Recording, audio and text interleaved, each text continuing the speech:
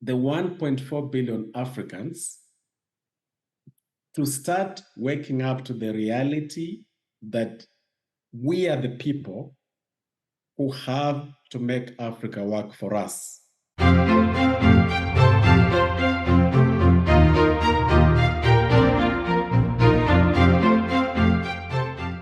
We risk being reduced to elitist arguments of what kind of Africa do we want and what is possible. Now, practically speaking, Rico, this is what should happen, because at the end of the day now we need a practical way forward. Right. Practically speaking, we need the 1.4 billion Africans to start waking up to the reality that we are the people who have to make Africa work for us. Right. Put aside the philosophies, first of all, and realize that it is in our own best interests, economically and socially, and to an extent even spiritually, for the people and goods of Africa to move freely within this continent. If Africans themselves prioritize that, it means that they are going to then exert pressure on the political leaders, on the economic leaders, the Dangotes of this world, to come together to ensure that this movement of goods and people is actualized sooner rather than later, to demand for peace, so that the people, the foreign players and the local players who are messing up the Democratic Republic of Congo's quest for peace, who are doing the same in Central African Republic, who are doing the same in the Sahel region. You see, we are then going to ensure that peace is restored, because without peace, all these things become a moot point. Let me quickly touch on the Sahel region, because it speaks to the other challenge we face of even unifying what is happening in Africa.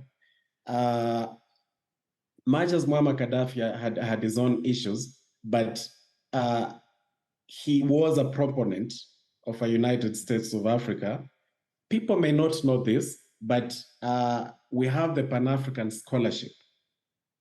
We have the Pan-African Scholarship that has helped in the education at the master's level and the PhD level of so many Africans, and that was Muammar Gaddafi's brainchild.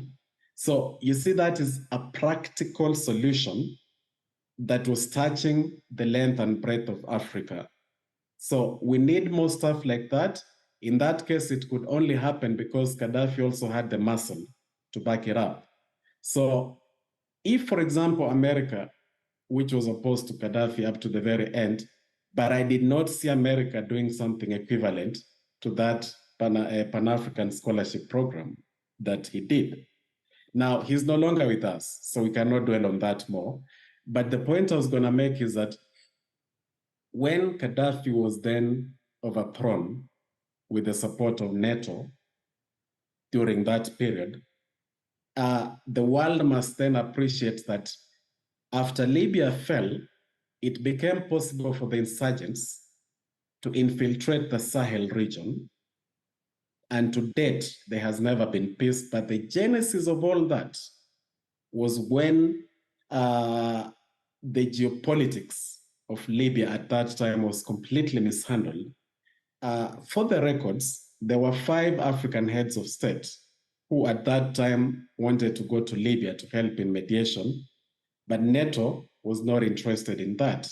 NATO did not allow that to happen. This is not a conspiracy theory. Anybody can do their independent research and they'll confirm that. So that exemplifies the kind of foreign interference that has been in Africa from before independence to this time. You mentioned that you're from Liberia, right? Yes. Originally, yeah. So I'm sure you know how Firestone parachuted into Liberia, how they then got a right to lease as many as 1 million acres to plant rubber, how in 1951, the profits of Firestone were 3 times the national revenue of Liberia. Yep. Africans must be educated on these matters so that they can understand that this kind of interference has been there for a long time. It was there at that time in Liberia. Liberia has never recovered fully. It was there in the Sahel region after Libya collapsed. The Sahel region has not recovered. Burkina Faso, as much as 40% of Burkina Faso's territory is not even under the control of the government because of that conflict in the Sahel region. Right. So why am I talking about all these things? Imagine a child of 12 years old who is just getting into their preteens. Yet they keep being deprived of food that is rightfully theirs. Yet their growth keeps being interfered by external players. This child will end up with stunted growth. This child will end up with psychological trauma. And that, in a sense, speaks to what Africa is undergoing. We are still trying to rebuild after that colonial interference that lasted for several decades. We're still trying to rebuild after the slave trade that lasted for several centuries. But even today, as I speak to you, there's all this external interference that makes it very difficult for us to even be able to strengthen the African Union. However, there is hope. Why I believe strongly there's hope, a couple of years back when Paul Kagame was the chairman of the African Union, he proposed an import tax as a way of funding the African Union so that it is not reliant on donations from the European Union, on donations from China. Unfortunately, that has not materialized. But that is another example of a very pragmatic solution that should either be revised or explored further so that the African Union can have sufficient funding. And with sufficient funding from Africa itself, people like me, people like you in the diaspora, we can be able to then demand, if my taxes are going to go towards strengthening and revamping the African Union, then I'm going to demand of the African Union that you cannot just exist there as a mini United Nations. You must now play a pivotal role in ushering in peace on this continent.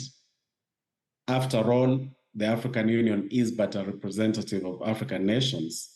So as long as the African Union will not be funded by Africans, Africans will not feel like they have a stake at what is happening there. But the other thing that you and I must do, and we are doing it, thankfully, we're not just dreaming about it, we're doing it, is to educate one another on these matters so that the size of the fight in the dog can keep getting bigger. Because the more Africans know what is at stake, the more they'll be like, wait a minute, we are much stronger together than apart. And then all these philosophical arguments and theoretic arguments of do we want a United States of Africa molded after the United States of America, or do we want more of the European Union thing, that will fall by the wayside as we simply seek to find solutions to the fact that we need to travel across Africa, and to do so we need peace.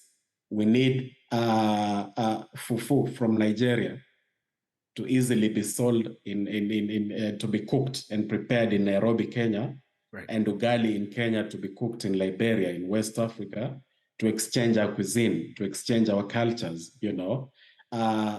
Those are the practical matters that as Africans wake up to the reality of what should happen, then we will make demands, and then nobody can stop our voice. I really like that. And I believe you touch up on one of the burning question within me, which was you talk about the Pan-African Scholarship, for instance, which was put in place by Muammar Gaddafi. But that you can only access that, of course, once you get to the university level. And we know that the vast majority of African are not, only very few get to that university level, but there has to be another program from the ground up to prepare the young ones to get up to that level and be able to access that.